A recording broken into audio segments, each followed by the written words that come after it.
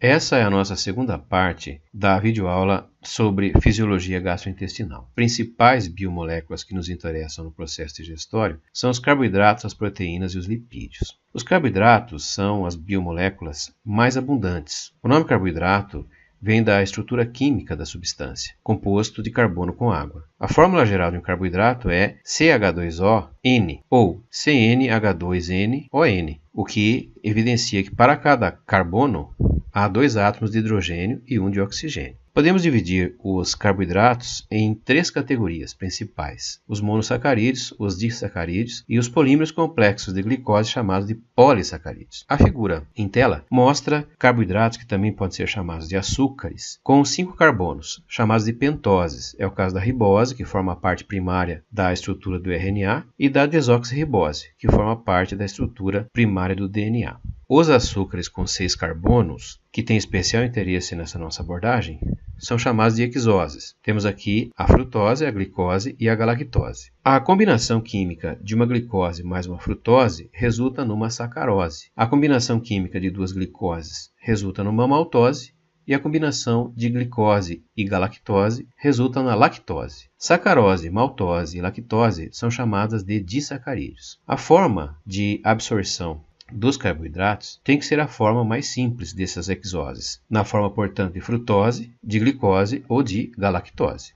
Essa estrutura mostra uma molécula de glicose. Os polissacarídeos são polímeros de açúcar. Temos aqui um exemplo de um polissacarídeo estrutural, que é a quitina, composto que forma o exoesqueleto de muitos animais invertebrados. E temos também o glicogênio, forma polimérica que serve de armazenamento de glicose no fígado e no músculo de mamíferos. Ainda como exemplo de polissacarídeos, temos a celulose, que não pode ser digerida pelo sistema digestório humano, e temos o amido, a principal forma de obtenção de moléculas de glicose na dieta dos seres humanos. O segundo grupo de biomoléculas que nos interessa na fisiologia gastrointestinal são as proteínas. Essas, por sua vez, são polímeros de aminoácidos. A característica marcante dos aminoácidos é que possuem um grupo carboxílico, um grupo amino e um hidrogênio ligados ao mesmo carbono. E a quarta ligação desse carbono a um grupamento variável R. O nitrogênio no grupo amino faz das proteínas a nossa principal fonte dietética de nitrogênio. O grupo R difere em tamanho, forma e capacidade de formar ligações de hidrogênio ou íons. Devido aos diferentes grupos, cada aminoácido reage com outras moléculas de um modo único. Aqui temos o esquema de 2 aminoácidos combinados em uma ligação peptídica, formando, portanto, um peptídeo. Um peptídeo de 2 a 9 aminoácidos é dito oligopeptídeo. Um peptídeo de 1 a 100 aminoácidos é dito polipeptídeo. E uma cadeia polimérica de aminoácidos com mais de 100 aminoácidos é chamado proteína. O estudo das proteínas, considerando sua grande variedade, implicaria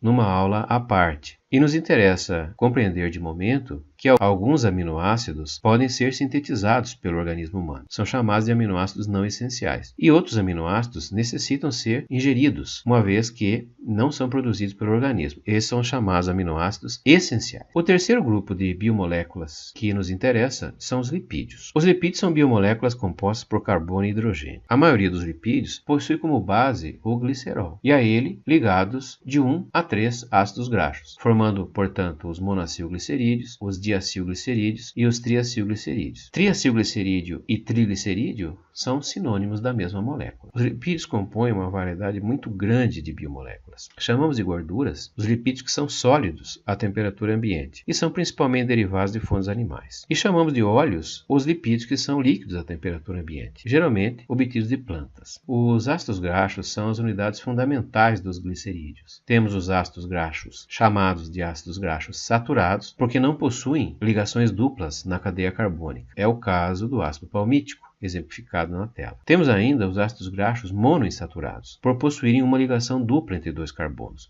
Para cada ligação dupla, a molécula possui 2 hidrogênios a menos ligados aos carbonos da cadeia. É o exemplo do ácido oleico. E temos ainda os ácidos graxos poliinsaturados, que possuem 2 ou mais ligações duplas entre os carbonos da cadeia. É o exemplo do ácido linolênico. O glicerol é uma molécula simples de 3 carbonos que forma a estrutura básica da maioria dos lipídios, e a sua combinação com os ácidos graxos gera os monoacilglicerídeos, os diacilglicerídeos e os triacilglicerídeos. Para o processo digestório, é importante ressaltar que uma molécula de triacilglicerídeo, por exemplo, deverá ser convertida em 2 ácidos graxos e um monoglicerídeo para que possa ser absorvido, ou em 3 ácidos graxos e glicerol para que possa ser absorvido. O processo de digestão dos lipídios será discutido em detalhe mais adiante. Outra molécula de interesse na digestão dos lipídios é o colesterol, que na verdade é um esteroide muito similar aos lipídios, cuja estrutura inclui 4 anéis carbônicos ligados. O colesterol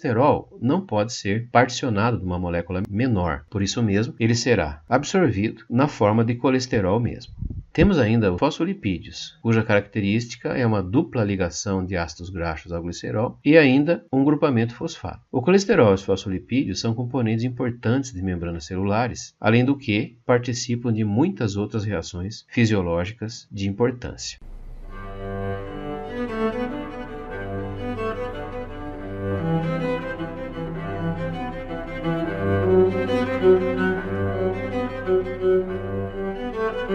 Esta é uma molécula de glicose e esta é a molécula de um aminoácido. Essa já é a molécula de um colesterol e aqui temos a molécula de um triglicerídeo. E finalmente vemos a molécula de um ácido graxo.